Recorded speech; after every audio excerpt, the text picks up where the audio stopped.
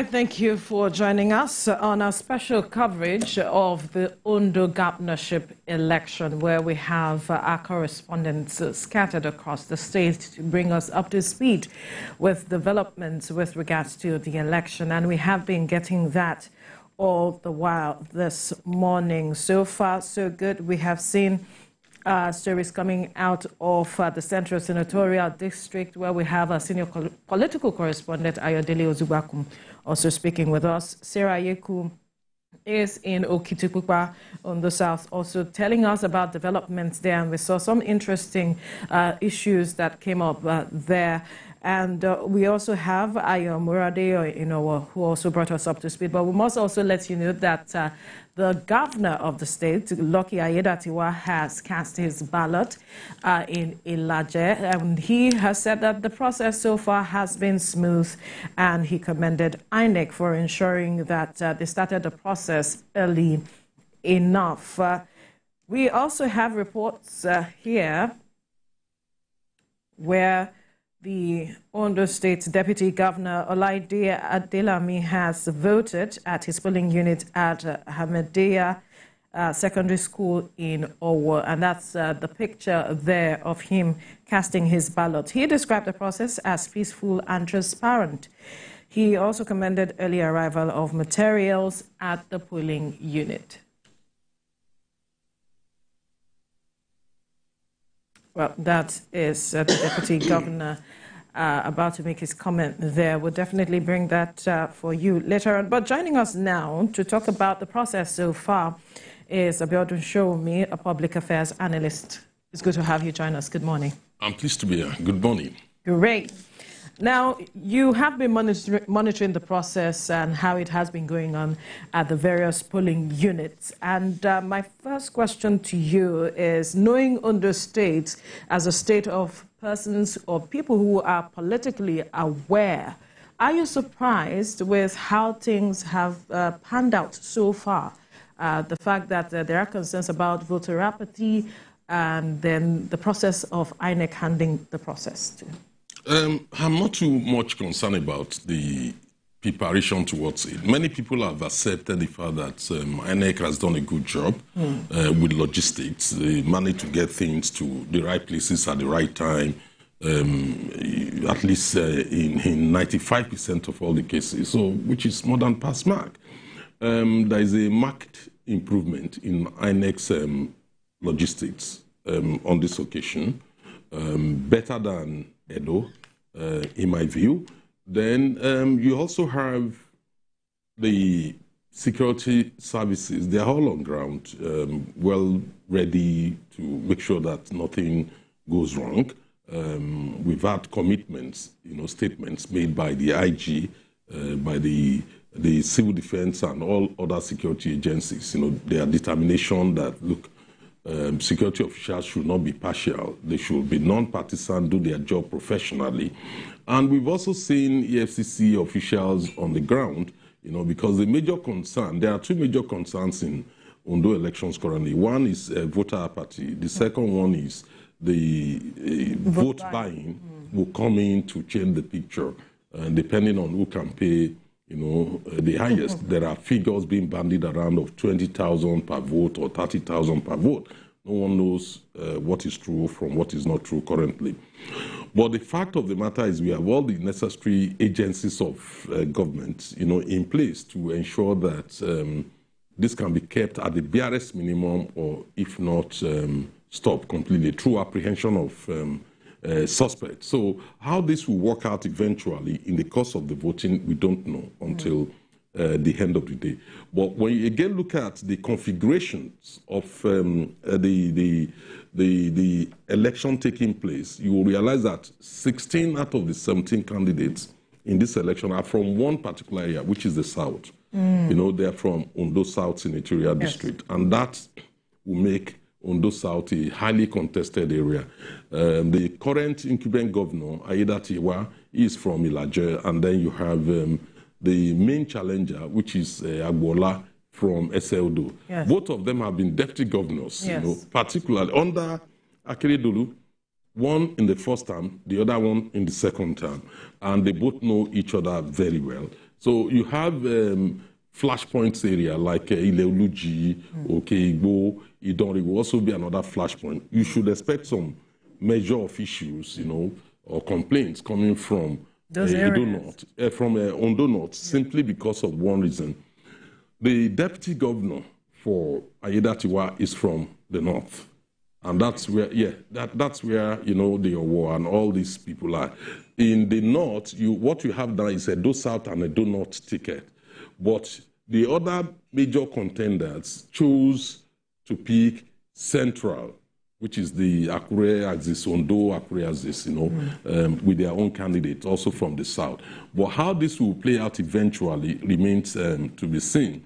The fact of the matter is south is not as populated as north and central, which is a major factor. So everything depends on where central goes, which is Akure and Ondo.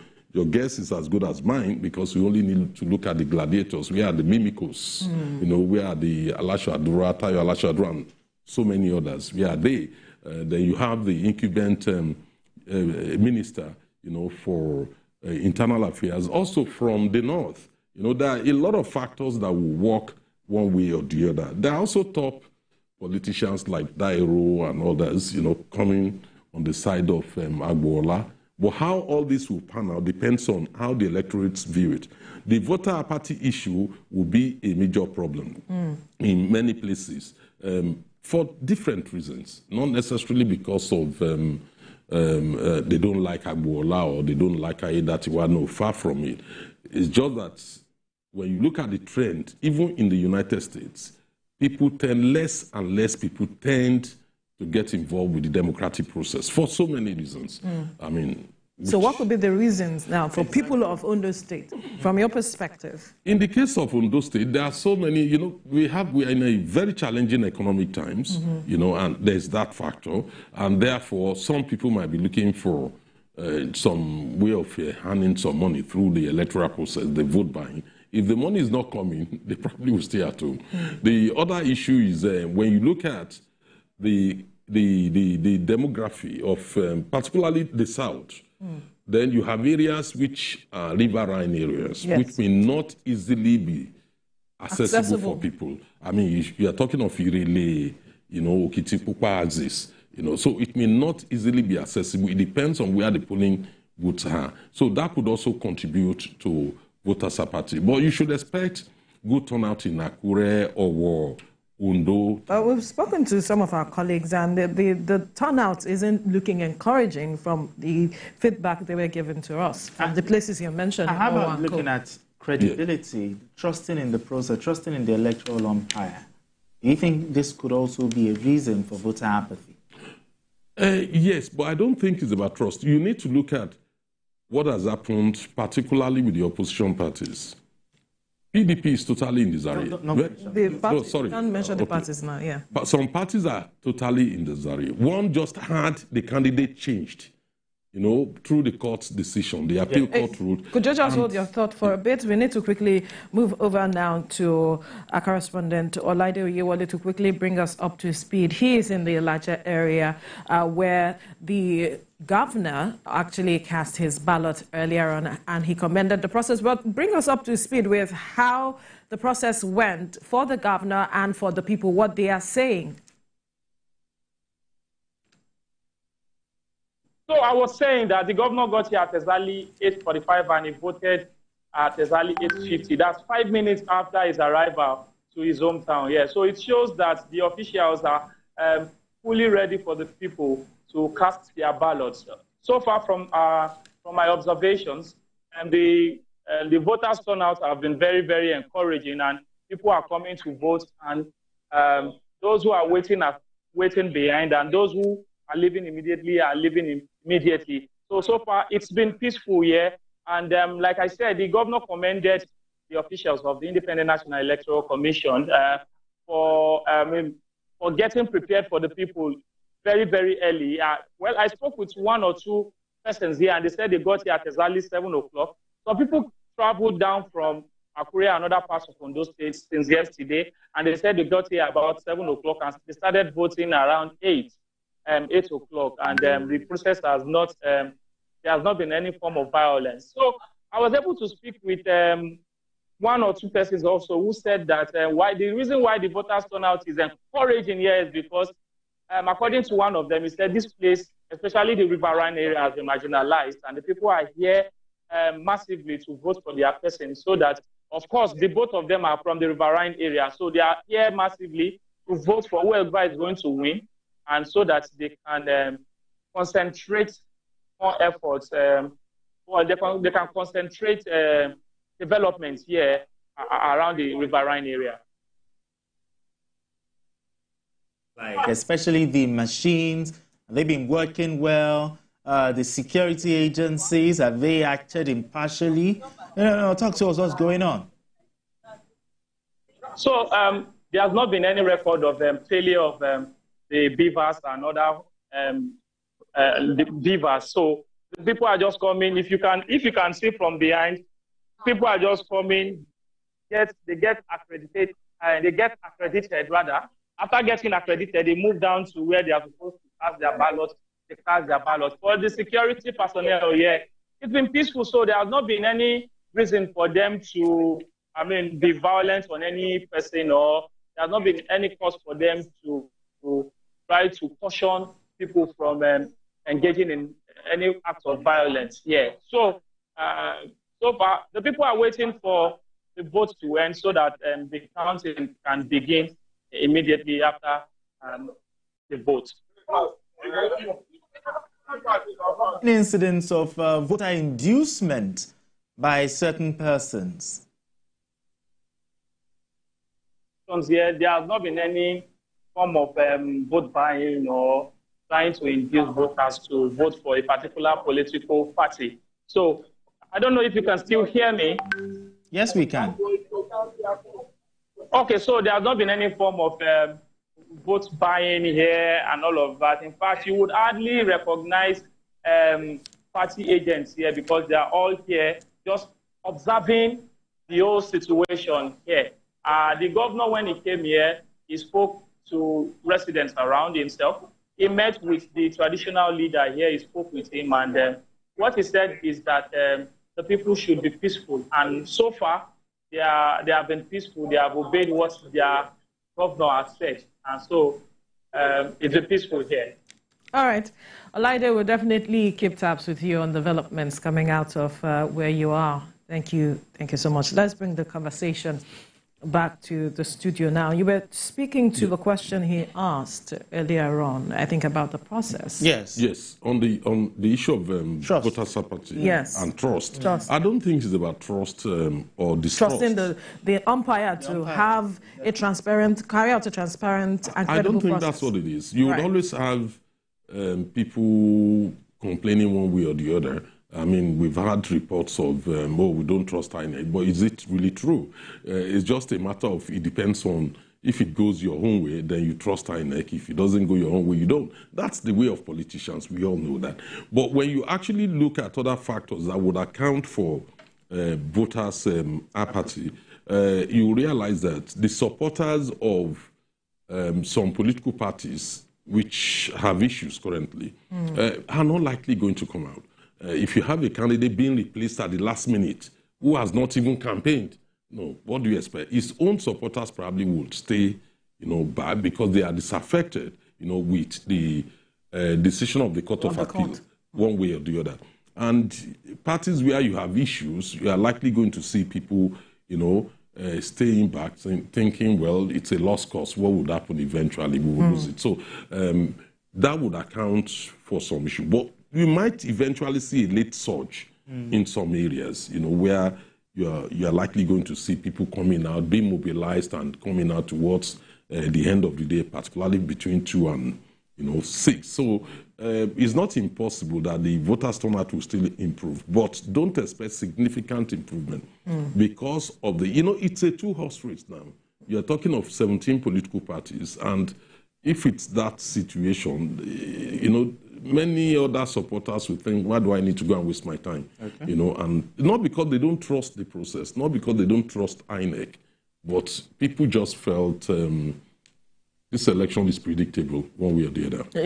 Is it really predictable? There are those who think that there might be a political shift, and are wondering that perhaps this could swing in any direction, but also that perhaps history might repeat itself. Oh, there are dynamics going on. When you look at in the north and central, what's on their mind of the top politicians in those areas?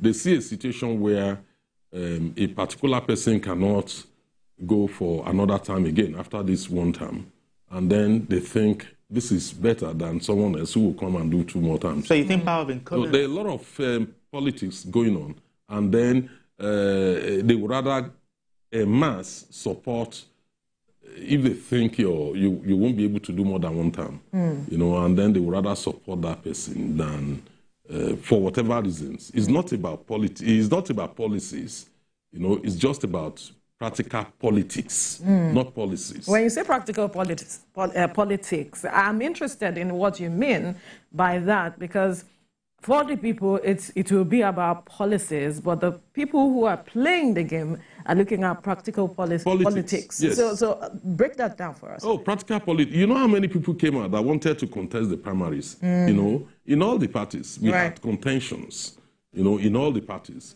So they came out, they wanted to contest. The bottom line at the end of the day is one person or the other will become the candidate. Now, then practical politics will now come in and say, look, okay, how is it in my interest if Biodun Sowunmi contest election and he would use 2 terms, and instead Wale contest that election, he would only have the opportunity of using 1 term simply because he has been sworn in once. So it means the time I will only need to wait for one time just to have another opportunity. That's playing up in the minds of politicians. Don't forget, it will no longer go to south. It's coming to the north or central. So it will weigh heavily in their minds. That's where you're likely going to see politicians from Ifedore and all other areas, Ondo, Akure. Looking at the issues practically. From practical politics, not policies, or not issue of governance, but practical politics. Interesting. Okay, now, for whoever emerges, what should the people of Ondo be looking out for? Well, I think if we are to be fair, Ayedatiwa has not had the opportunity, of full opportunity of a time, so it's difficult to assess him. In the same way, Agbola, too, the PDP candidate... don't mention political parties. Oh, sorry. Here, but just... all the candidates, to be fair, have not had the opportunity of a full term to be able to assess them.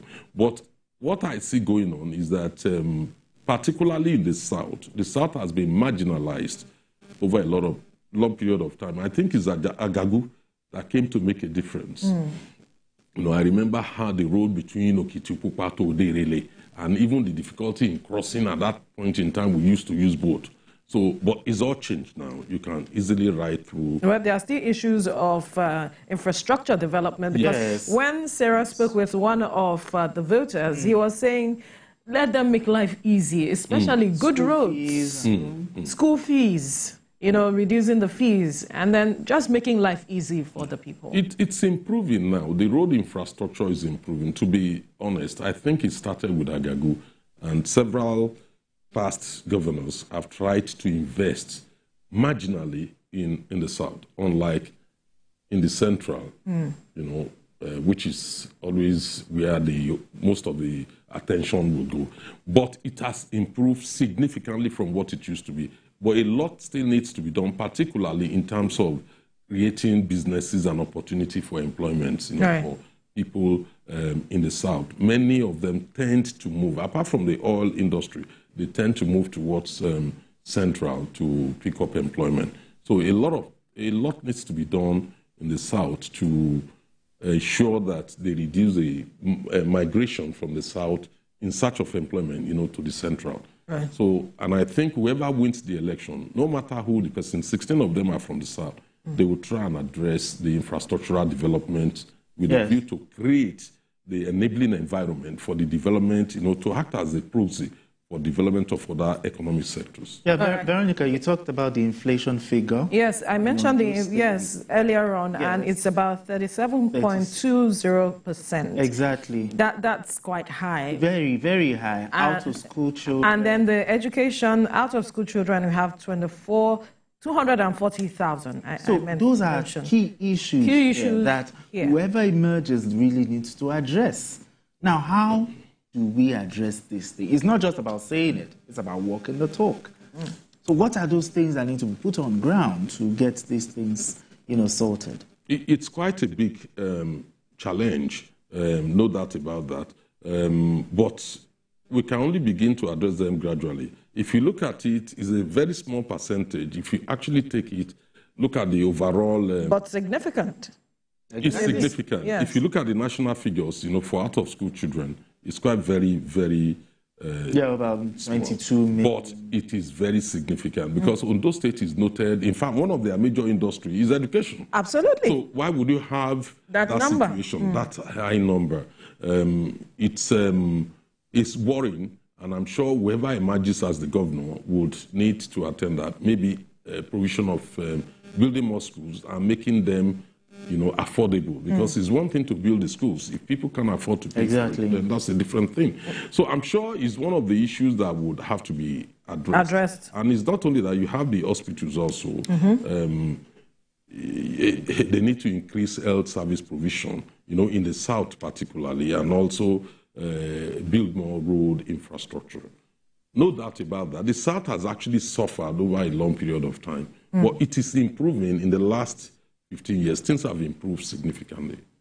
Let's also look at agriculture, which is, when we are talking about diversification and also looking at improving the economy of the states, that is one aspect that they can also look into. And they have had incidents of attacks on farmers and all of it. But if the next governor, what should he be looking at with regards to this? Because farmers are said to make up about over 13% of those who collected their PVCs and are also looking forward to, casting their ballot, I believe, because when we saw a majority of persons there, you could see that these people represent a cross-section of persons who are interested in the decisions of whoever comes to take over the affairs of the state at the end of the day. So what should the next person be looking at in terms of agriculture? Yeah, agriculture is quite very important in Ondo State. Ondo State used to be known for cocoa. It used to be a big cocoa income earner, but that has declined over a number of years.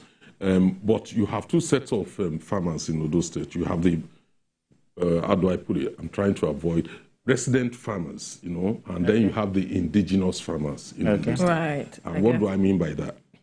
When you go to Odigbo, the whole farmers in Odigbo, which is a whole local government, Odigbo town itself, they are from Oyo and Osun states. They are not originally they are not indigenous.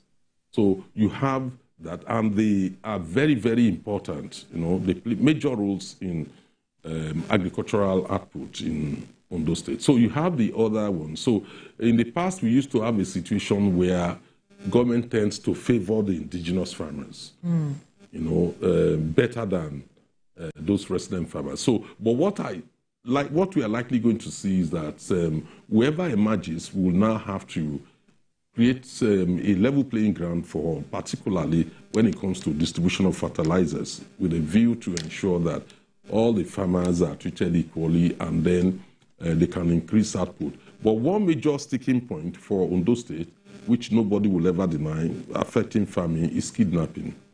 Even the police will admit security. As much as that. It's terrible, it's so bad, and that government needs to do a little bit more, to improve the security situation, whether it's through the Nigerian police force or through the Amotekun or whichever outfit. They really need to move into the forest and create a secured environment for farmers to go to the farm. So security is one of the major factors affecting output, agricultural output in Ondo State. All right, let's quickly look at some of the incidents that have happened with regards to this election. When we spoke with Sarah, who is in Okitipupa, Ondo South, there was the matter of thumb printing and showing. It happened, and she spoke to us about it. And we also saw where the security agents were trying to calm the voters down and ensure some level of civility in the process. But speak to the issue of thumb printing and showing. It's supposed to be a secret ballot, but there are penalties for that. But we saw that happening openly. What does that say, especially on the part of the voters and perhaps voter education?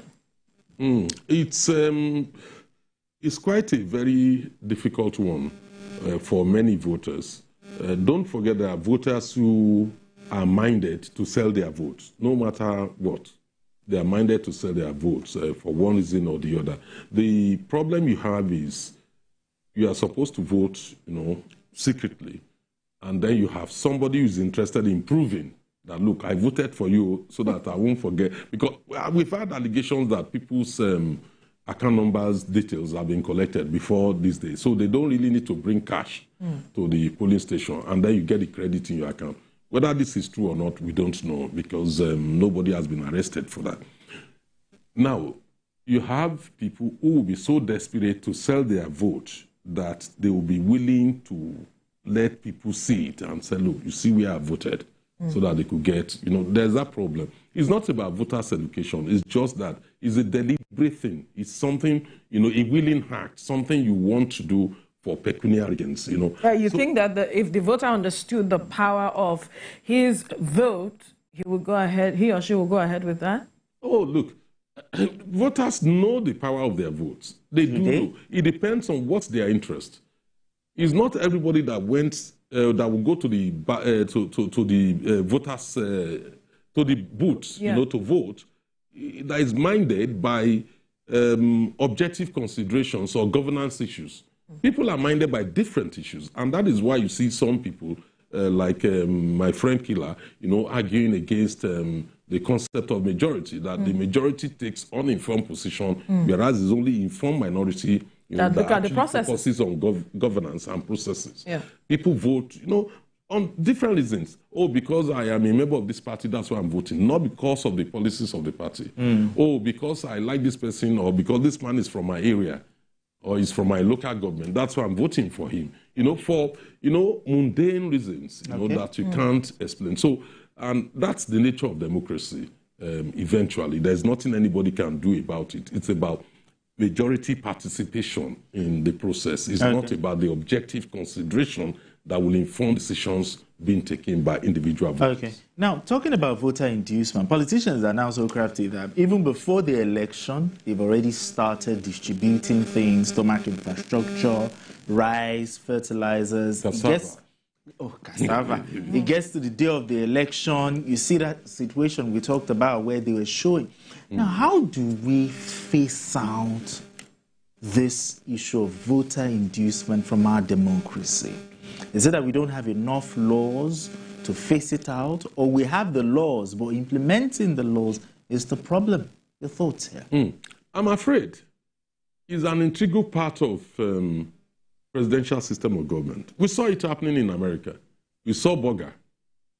Oh, okay. We also saw...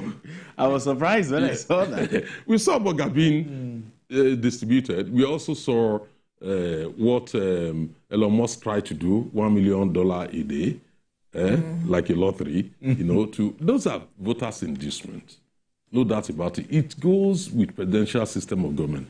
In order to face it out, you need to change the system, in my view, to parliamentary. The reason is because you are only concentrating on a small area. Okay. If you are contesting in local government, Kosofe, that is the only place where you need to campaign for vote. Okay. You don't need to go and campaign around the whole state. And then could you just hold your thoughts for a bit? We need to quickly move over to Kiribo to speak with our correspondent, Ibrahim Alege, to bring us up to speed with how the process is going so far. Ibrahim, talk to us. What's happening now?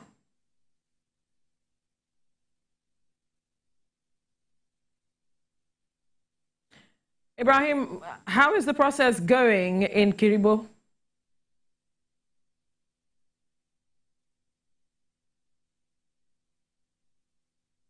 Ibrahim, if you can hear me, how is the process going in Kiribo?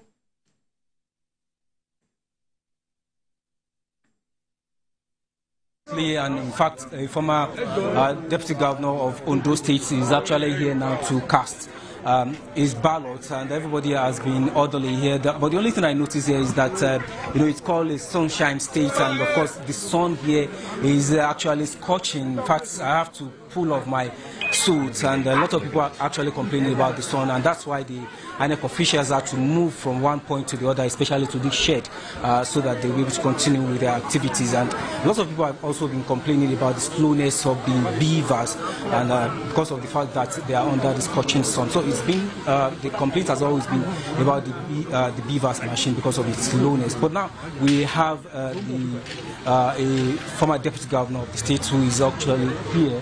He's going through his accreditation, and thereafter he's going to be given his ballots to cast. And this is where that's the booth that he's going to cast it, and of course drop it inside this box. So any moment from now, we expect him to be fully accredited and also move towards this direction to actually, vote. Veronica. All right, talk to us how the security agencies have been able to manage the situation. Yes, we know the sun is scorching, unfortunately, but how have the security agencies been able to calm the nerves of voters who are waiting under the scorching sun to cast their ballot? Yes, the security officers have equally been orderly, and they've been able to control the situation. Nothing has gotten out of hand here in Kiribo, especially Unit 4, Ward 2, where Mr. Abuola Ajayi is about to cast his ballot. So everything has been orderly. The security, have done perfectly well, and there's no complaints as per the security aspect of the vote, at least in and around Kiribo, where I am currently. And also the machines of INEC, no issues as well? No issues about, no incidents of voter inducement?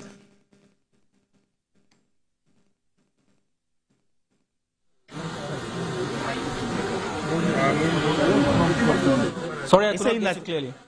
Yes, I was talking about the Beavers machine. They've been working efficiently, and also has there been incidents of voter inducement? Well, the only issue we have with the beavers machine is that people complain about its slowness, or it's not that it's been malfunctioning, but I think it's about being patient, in order for people just to take it one step after the other and wait, for you to be fully and properly accredited. And the agitation majorly is because it's sunny. So that's why people are complaining about that. They want it to be as fast as possible so that they can quickly, cast their ballots and go back to their respective houses or even hang around. But, without that, they have to queue under the sun, and the sun here is scorching. So that's been the major complaint. And talking about vote buying, yes, I rumors flying around, but then, it's not done in the open, so it's quite difficult for you to pinpoint somebody that is doing that. But of course, rumors are flying around about that. All right, Ibrahim, will definitely get back to you for more details. Please try and get some shade to ensure that the scorching sun does not disrupt your flow as you, get across to us. Thank you. Let's bring back the conversation to the studio now. Sunshine State, actually, and exactly. it's actually proving that name. But then, talking about some of the things he raised, vote buying and all. I know we touched on beavers.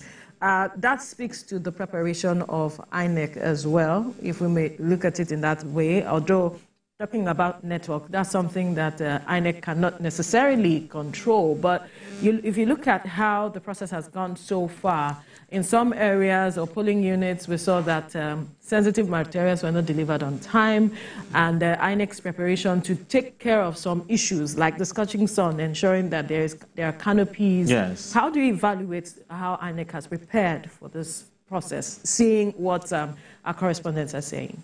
Yeah, I think largely they've done better than I would expect, given INEC's record. I think they have improved significantly. We should not lose sight of the fact that there will be some little challenges particularly with logistics, and that actually happened. INEC will have no control over a vehicle I had that broke down on the way of going to transporting materials. Just a measure of dysfunctionality should be expected. But when those who do not agree, they will say that, for instance, Prof. Anthony Killer says we should stop cutting them some slack. That they should have had thought about this to ensure that they put things in place, a strategic thinking of how to approach some of these issues. Look, it's not necessarily true that they can solve all problems. How do you solve the problem of the sun? What led to the issue of the canopy? They had the canopy. But we didn't see canopies. No, what happened? The network was slow. That was what led to build up of people. Yes. You know, if the network had, is working normally, but do you really people will have gone through and leave. Left the place. No, but of course they want to wait to see. Do you need network? To see the process through. Do you need network for accreditation? It's until when you want to upload that you need network. Yes. Don't forget. You're saying exactly. I'm coming. You said they want to wait. Yes, to see the process through. Yeah, but would INEC want to encourage them when you have anxiety over violence and issues like that? Why not? At times you see security agencies asking people to leave, And then the cost of conducting election is so huge that if we are to factor providing canopies for those who have voted so that they can wait, you can imagine what would happen throughout the whole country. The police will not be able to police it. Think about general election, because whatever you do during off-cycle election should apply during general election. Right. So that will become a major challenge, where you have 500 people in every polling booth, waiting outside because they have provided the canopy and all that. Apart from the cost, the logistics, the cost of providing it, what about the security angle? How would you be able to manage that? Will that necessarily be encouraged by the security services? So there are a lot of issues. Not everything that we can blame on INEC. Yes, there are some things that get so bad. They don't have their own vehicles. We all know that. In your opinion, do you think INEC is not well provided for? Financially? Yes. I think INEC is well resourced. The ideal thing is for INEC to control all their resources, particularly for logistics. But you and I know the cost of doing that. That is, if INEC is to have all their vehicles, which they will not use until after 4 years, it doesn't make sense. Or during off-cycle elections. Or during off-cycle elections. So if you really look at it, I don't think that is the right way to go. What they are doing currently probably is the right way to go. They may need to look at whether they need to use more reliable companies, logistics company, one way or the other, because you can vouch for their vehicles. But things do go wrong. Even with the best planning, things do go wrong. Absolutely, things do go wrong. But there are just those who may not want to cut them some slack with regard to some of these issues, because they feel that they had ample time to plan, to prepare, and so they have no excuse. And they even have experience, past elections. Very good, because they also told us that this will be an improvement of their last performance. So if we are still seeing some of these things here and there, that's why questions like, no, they do not have any excuse. They should have learned. Exactly. They don't control their logistics. That's the first problem. If you don't own the vehicles, you depend on other people. You have signed contracts with them. You don't even know the state of their vehicle. Once they get on the road and the vehicle breaks down. Or the state of the road itself. Or the state of the road itself. Right. There could be challenges. But not just the vehicles. We saw our first report with Ayo, that after 8, they were just about distributing the materials. Now, we also talked about the tents, canopies. Now, but with this, the INEC chairman said that we are going to see a different INEC today. Are we seeing a different INEC in this regard? Until the end of the election, we can't conclude. But looking at what we're seeing right now, we don't know. Things can still happen. But if it continues like this, I think one can easily give them a pass back. If you are to look at the challenges we used to face before, now nobody's saying they are not there. The materials are there. People are voting. There's no violence. At least so far it's peaceful. Allegations of voters' inducement remains at the realm of rumor. Nobody has actually seen it from the reports coming from the field. So I think It's still, if it continues like this, I think it's still... We are waiting to see INEC's report at the end of the day, as well as electoral observers' report with regards to this, because the reports of voter inducement is not just in one place. Exactly. We saw that also where Sarah was, where the people were showing, voting and showing, and then they said they moved somewhere else. But EFCC is meant to be present to also monitor all of those movements at the end of the day. But let's also perhaps look at what this also speaks to, the matter of how electoral parties, political parties, are also ensuring that their members understand what it is, talking about the role of political parties in also creating awareness and also being part of it. We saw one of the governorship candidates where Sarah was saying that these people they said they will vote for me. They said they will vote for me, and all of it was just having that conversation. So there was a back and forth with one other person there. You know, he was saying they are asking the voters to go somewhere and all of it. They were telling them to vote a particular party. How the role of political parties in this process is.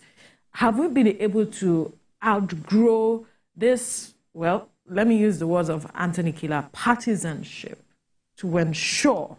And how is that also impacting on our process to ensure we have a smooth process? Can we really separate ourselves from that? Yeah, it's extremely impossible, except you're asking people to relate to issues devoid of their own emotions. That's what it's supposed to be in an ideal situation. It's an idealism. It's not real. Look, go to any democracy in the world. You and I can see the emotional situation in America currently. Some people are yet to get over the decision of the majority of Americans. Yes. Till now, they are yet to get over it. So, you know, people relate to issues emotionally. Then the other factor is you need to look at individual personal construct psychology. And that also drives the reaction of political parties. Because those who are leading those political parties, those who are directing their affairs are human beings. They also have their own, you know, disposition when it comes to personal construct psychology. So therefore, you are likely going to see people saying the nature of politics is partisanship in nature. They want to win, the other party wants to win, this other party wants to win. So the leadership of those parties will only embark on orientation, you know, that will promote their own interest, not necessarily for democracy. The goal is for them to win. Whereas the real idea is to promote democracy. Right. And that can better be done. That is why people say, look, INEC should be the one doing that. National orientation agencies and some other civil society groups should be the one doing that. If you expect politicians who are active players, you know, to actually, you know, orientate people towards, you know, discharging their civic responsibility, then we are deceiving ourselves. They will only do it with a view for them to win election. You know, it's about their own objective. They have a reason for engaging with that process. So I think it should more or less be civil society organizations, INEC, maybe National Orientation Agency, that should be in charge of voters' education. Now, you didn't actually land on your thoughts on how to phase out voter inducement. I said, do we have enough laws to phase it out? Why are we not implementing the laws? And INEC has also called for a Special Offences, Electoral Offences Commission. Do you agree with that part? I'll crack a joke. We have EFCC, Economic and Financial Crimes Commission. You have ICPC, Independent Corrupt Practices. It's all about corruption. What about bribery? You have bribery and corruption now. Whoever offers a bribe should also be affected. But that's just on a lighter. Now, what you see with this issue of voters inducement, it's an integral part of presidential system of government. Look, when you create a field, you know, and you expect 2 players or 3 players to play in a football field, the size of a football field, rather than 11 players on each side, then you will overwork that system. The current system is so expensive and is tailored towards winner takes all. So everybody wants to give it what it takes to win that election. So it has an inbuilt system of inducing voters, whether intended or unintended. Interesting. Because at the end of the day, if I lose the election, I have lost everything. Even those who are supporting me, those who share my viewpoints, will not have any representation in government or have any say. That is why some people prefer parliamentary system. That is, if you score 20%, party A scores 20% of the vote, you have 20% representation in parliament, so that the views of those who supported you will still be heard. If you have 50% of the vote, share of the vote, you'll still be represented to the level of 50%, you know, and then you can now negotiate who heads the country, looking at programs, you know, sharing the programs, so that a greater number of people get represented. Okay. Under the presidential system of government, it does not matter. If you win the presidential election with 25% of the vote, you will be the one to rule the country. The views of the 75% will not be represented. Exactly. So these are part of the problem. When you have a winner takes all, it leads to a certain level of desperation, which may involve violence, voters' inducement, and so on and so forth. Now, talking about the issue of voter inducement, poverty, the elephant in the room. But in this country, we've tried different ways to tackle poverty, but it has not worked. Over time, we've tried NAPEP, we've tried UWIN, you've tried all different kind of names, but it has not worked. If you're to suggest a solution in arresting this issue of poverty, what will it be? No society has succeeded in eradicating poverty. Not even United States of America. But to bring it to a minimum, exactly. You can reduce poverty. You can increase the number of people who are, you know, outside the poverty level. For instance, we have. Let me give you a good example. The major issue the whole world face now. We all know why more people are suffering now for 3 reasons. One, we had the COVID, which led to closure of businesses, and that reduced, you know, the GDP and the output from many industries and farmers. We also have the Russia-Ukraine war, which I suspect is primarily responsible, you know, for the downturn in the economic affairs of the United States, which people reacted to. And say, whoever wants to solve this war will rather vote for the person. Then you have the tension in the Middle East with the Houthis, you know, attacking shipping lanes. So ships are forced to go around South Africa, leading to 25% increase in cost of goods, you know, coming to different parts of the world, including Nigeria. So therefore, that is exacerbating poverty. So when you look at those 3 issues, in conjunction with the fact that economy was already comatose, you know, it was prostrate over a year ago, you will understand why there's poverty. Right. But what we need to do is to engage, you know, economically, you know, with the process of ensuring that every single Nigerian is able to have something doing. Right. And what the best way to do that is to, you know, look at agriculture, go back into agriculture. Diversification, promote agriculture, get more people engaged with a view to reduce poverty. But if security is not provided, how do they... Exactly. Exactly. But we need to go on break. When we return, we'll continue our conversation here. Stay with us.